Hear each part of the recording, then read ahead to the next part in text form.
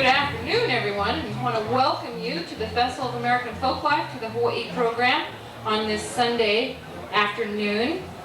And the next thing we have for you is a treat of Hawaiian music. My name is Lynn Martin, and I'm the State Folk Arts Coordinator for the state of Hawaii. We are all so happy to be here. I want you to know that we are 220 strong from the state of Hawaii in our program area. So after you're treated to this Hawaiian music set, we invite you to wander through all the way down the mall to visit all the craft booths. We have a children area, and it ends up at a hula stage at the other end. There's lots of activities, lots of beautiful craft traditions, foodways, and music and dance. The group that's going to perform for you today is from the ranching areas of Hawaii. How many of you ever knew that there were cowboys in the state of Hawaii? You ever had any idea? A lot of you. Oh, that's great. That's great. Cowboying in Hawaii started, if you can believe it, before the states of Montana, Wyoming, Nevada had cowboys. There were cowboys in Hawaii. In the late 1700s, cattle were given as a gift to the first king of Hawaii, King Kamehameha I, and allowed to roam wild on the volcanic slopes of the Big Island in Maui. By the 1830s, they had proliferated in such great numbers that they were causing problems in the agricultural areas. At that time, the Hawaiian kingdom was also looking for an economic resource, and they decided, well, ranches, maybe we could make some money off ranches. So they sent to what was then Spanish California for some vaqueros, brought them over to Hawaii, and they worked with the local folks there.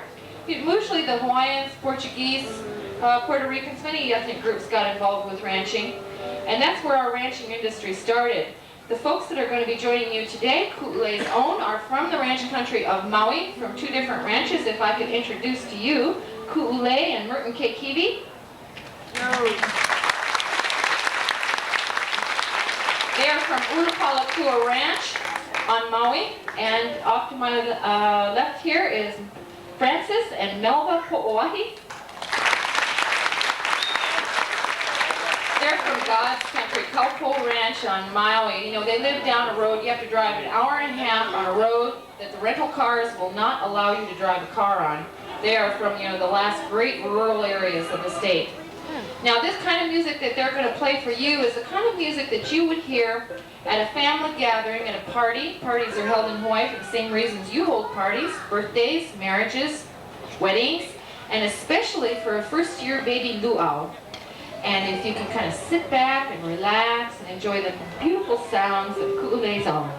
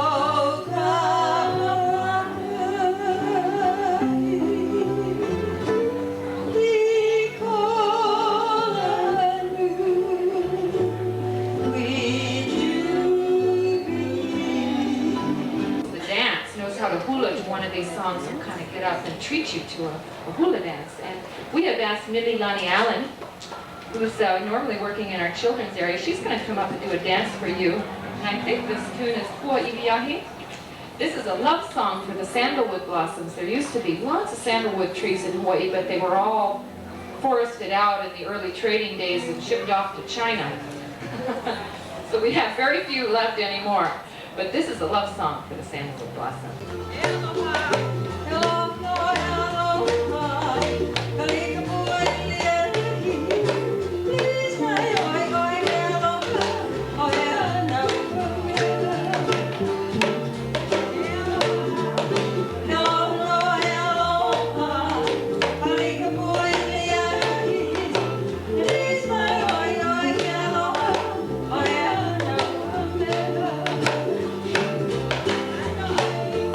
I know I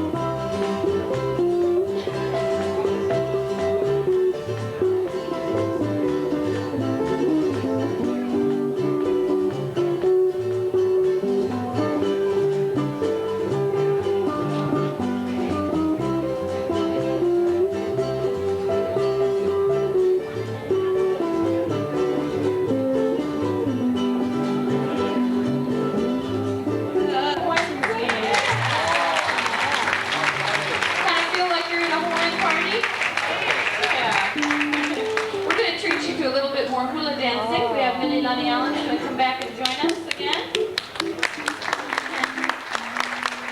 Oh, she's a hit. She's going to be dancing a tune that's called Aloha Ia o Waianae. And Waianae is an area on the leeward coast of Oahu. It's where Millie's from. So she will dance it with a little extra passion. And it's a song composed by a longtime resident from that area. And it sings of all the beautiful sights from Waianae. Please enjoy this one.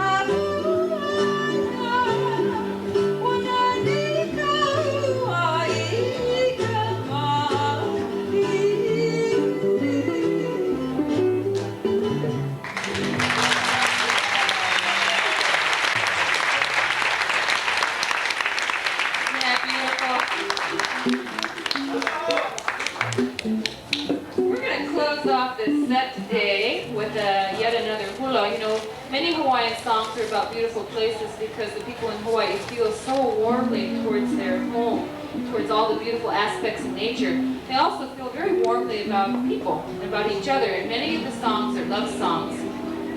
This last number that they're going to close off with is called Nani. And according to Millie, this is a song about a beautiful woman, and in the motions of the dance, you'll see her making symbols for it, what a beautiful figure she has, and beautiful, how nice it is to listen to her beautiful voice, and how you think of this person in the cool of the evening. So we'll put our two hands together and welcome Millie and Nani.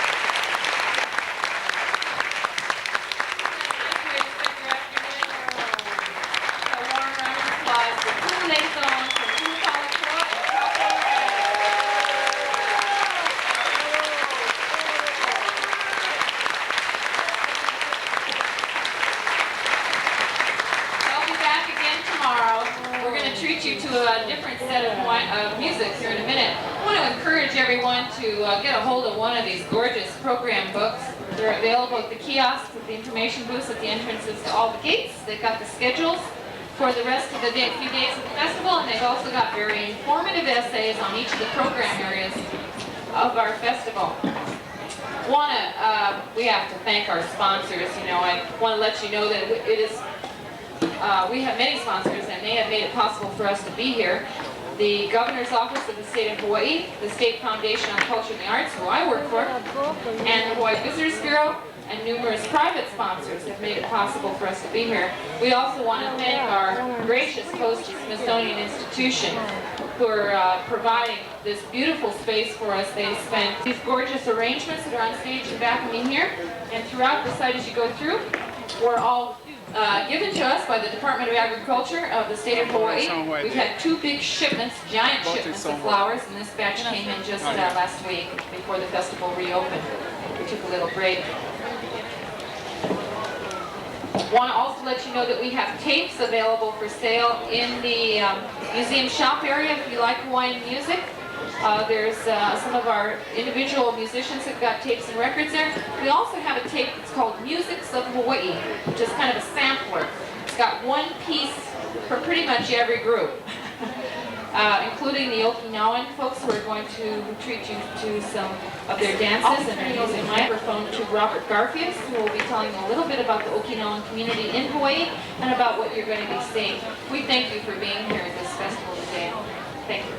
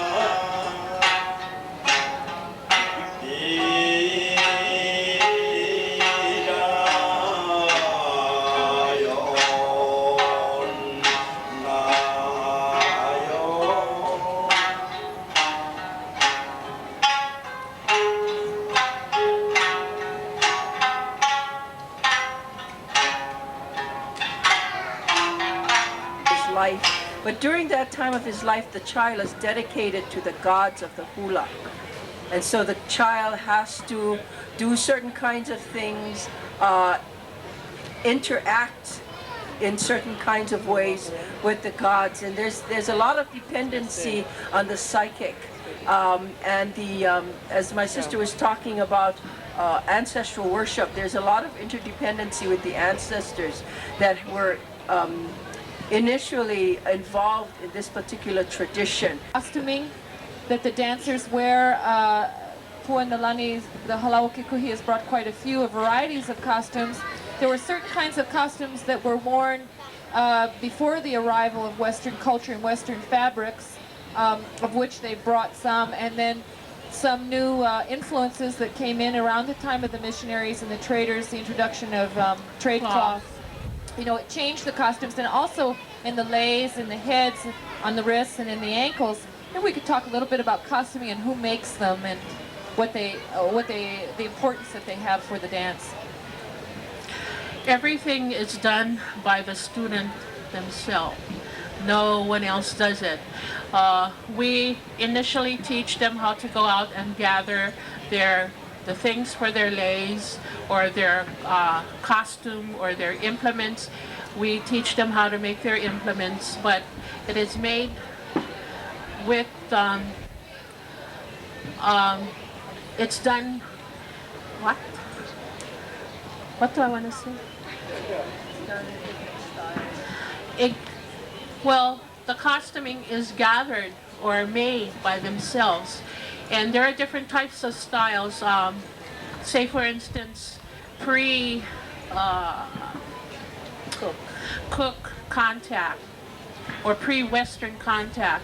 The styles where that you see the men are wearing now are more likely to be pre-cook contact. That's how they wore the costuming today. The way the women wear it would be post-cook contact, where there's a lot of, they wear a lot of clothes. I mean, it's not skimpy. Hele on the subject of hula training, and we're going to close off our session right now so that they can go prepare for their performance at 2:30. I know it's going to be very crowded over there, but if you have a chance, oh, it looks like we got a question. One question before we close up, yes. It has to do with the conflict between Christianity and the ancient gods, and how that's expressed in costumes, and it might be good to have say a closing comment on that. Yeah. Well, the gates will show you the activities for the next few days, and enjoy your time at the festival. Thank you very much.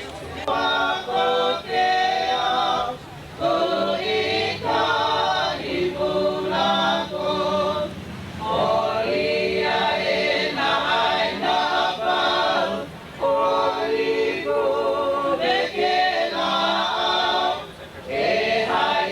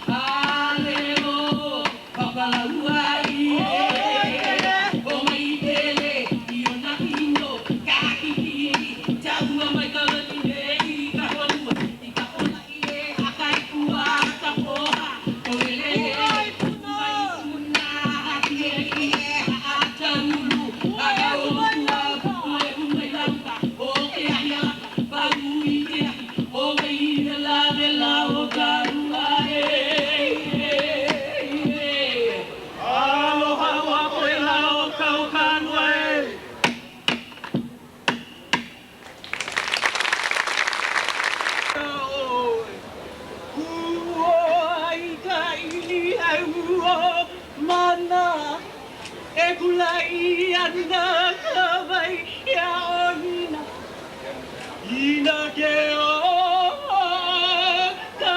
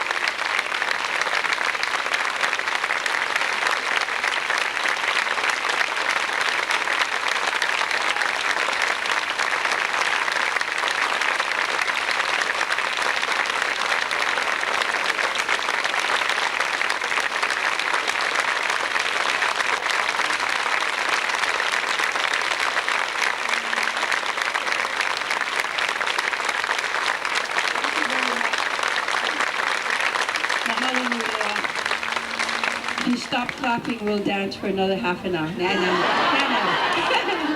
I'd like to introduce our dancers, and we'd like to thank you very much for being here and sharing in our dances with us. On my far right-hand side is O'Ilipua Kaikaina. Next to O'Ilipua is Kamuela Chun. On this side of Kamuela is Hokulani Kaikaina. Oh, you have a fan club. On this side of Hokulani is Punahele Lerma.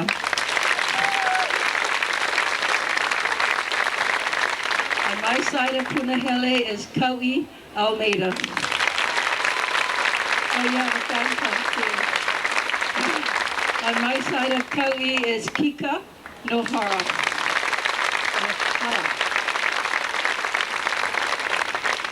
Our blondie, she really is Hawaiian.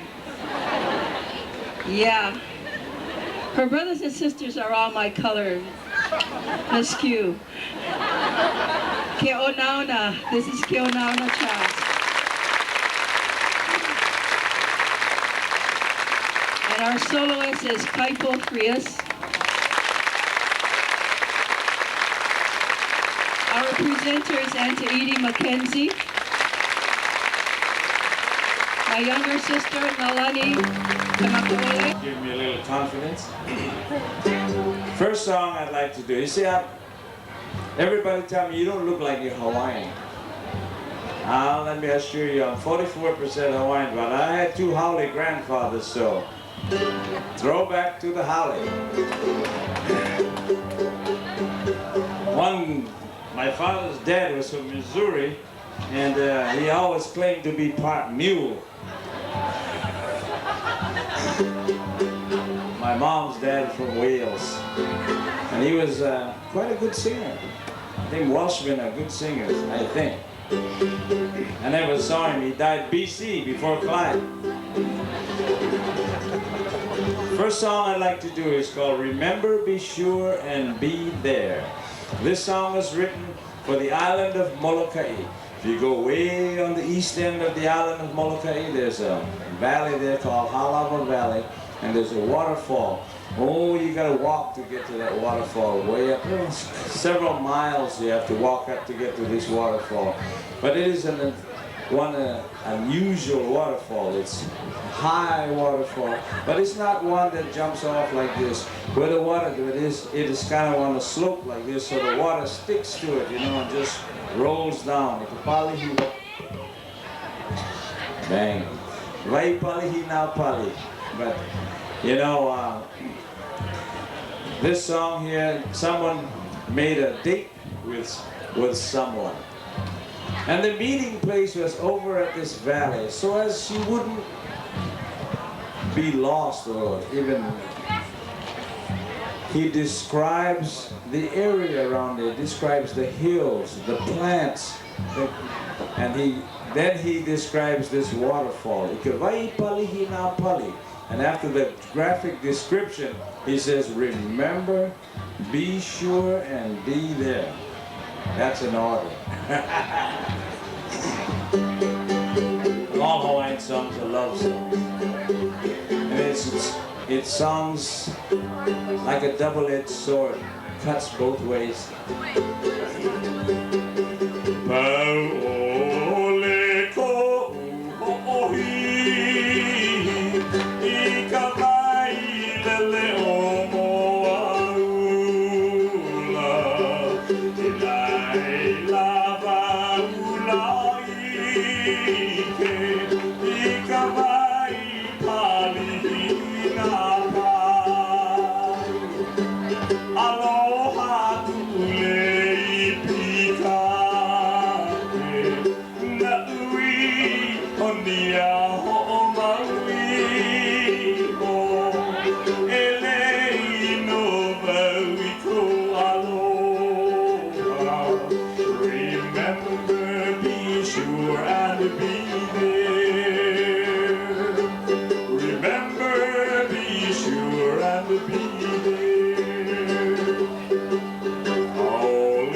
i pau ka i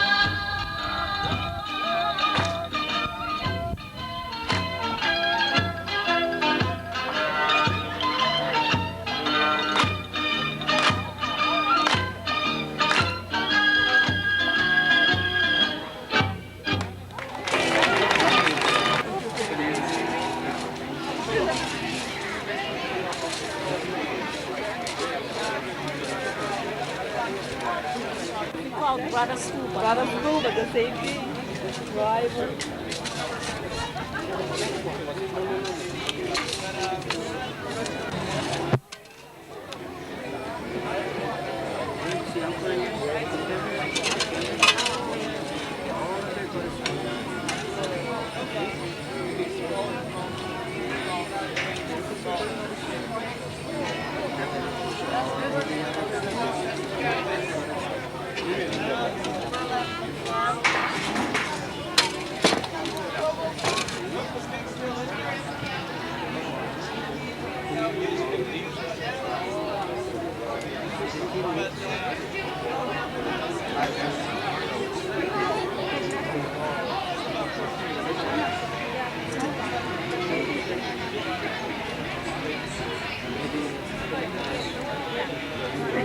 Imagine.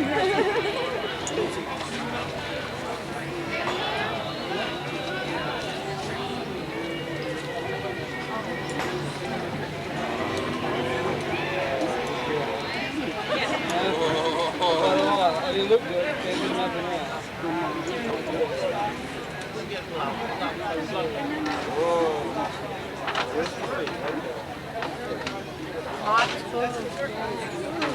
You know gloves too.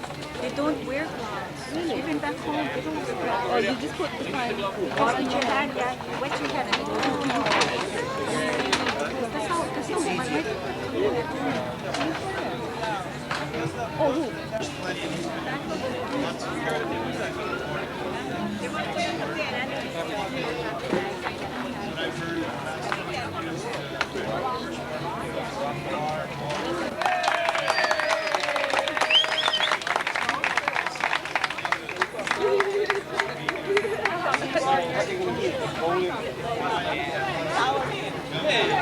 Right here.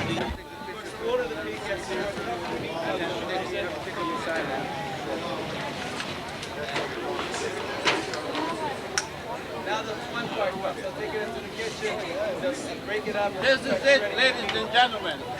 We cook pig underground. And so, I'm sorry that we cannot share it with you. I know how it feels now. It's going down, but I'm sorry that we cannot share it with you. But this is how it's done.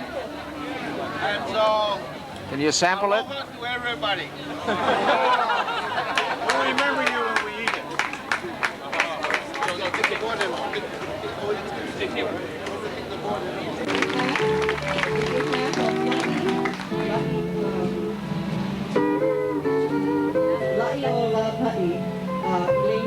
I wish to thank you very much for being such a good audience. Thank you.